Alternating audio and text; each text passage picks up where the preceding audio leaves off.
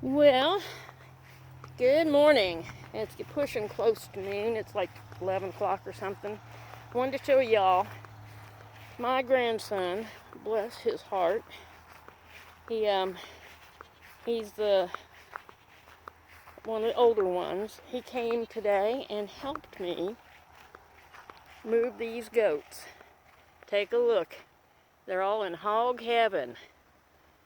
That's where they were over the winter, last fall and winter.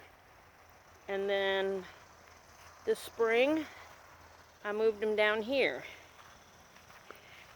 And look what they did. They cleared this out, right now. So it was time to move them. So we'll see how long it takes them to clear this out. Hopefully, by the time they got this knocked down, this will all be growed up again. It's kind of the plan, moving back and forth. I need to get one more of those Premier One nets. If I have one more net, I wouldn't have to do these strands, which are a real pain in the neck. And then one more net I could actually have equal spaces, divide this in half, and just move them from one side to the next. And when they chew down one bit of pasture, I'll move them to the next bit of pasture. Now, of course, later this fall, we'll be paring down the herd because I got 6 babies in there and I don't intend to keep them all winter. So I'll either sell them or freeze them, one of the two. And let me show you my garden. Rabbits have got in there. Oh, let me show you this too. This little mushroom right here, I got to do some research, find out what kind it is. I'm pretty sure it's poisonous. But see them big old mushrooms down through there? Those started out like that pretty little orange one. Orange with the little white dots. So I'm going to have to see what they are because I've got them all over the place right through here. Okay, thank goodness these 3 rows that the grandkids planted, the rabbits kind of left them alone. But look at the center here. Came through and ate the tops off of all kinds of beans. I'm going to replant them, but I guess I'm just planting them for the rabbits to come eat. I don't know. I planted got some buckwheat that come up in here, and yeah, came in and ate the buckwheat out of here too. Rascally rabbit. I'm going to have to go ahead and harvest my purple cabbage. They're getting big enough. A couple of them are getting big enough to harvest.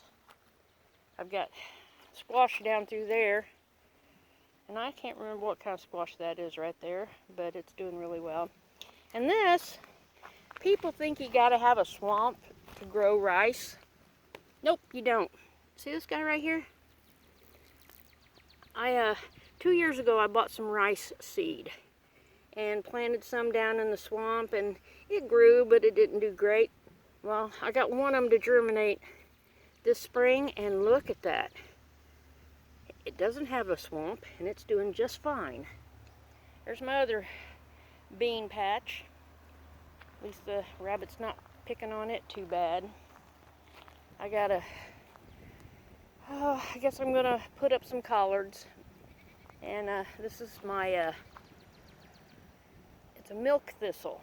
It's really good for detoxifying. The seed is real good for that. But you don't want it really to go to seed, otherwise you'll have it coming up everywhere. And this stuff it's treacherous. I mean, stick you right now. Got a few onions I still need to harvest. My Savoy cabbage, I got this one right here. Look at here. It's going to seed. And I'm letting it. See it? It's going to seed. I'm going to save the seed so I have cabbage seed for next year. I got to harvest that one. I got to harvest a bunch of cabbages. And tomatoes are just starting to ripen a little bit. I'm having some having some blight issues. See this? See that guy? Yep. He's got to come off there. Anybody shows any leaves that show disease, I try to pick them off to keep that blight at bay as long as I can, because I got some pretty nice sized tomatoes in here.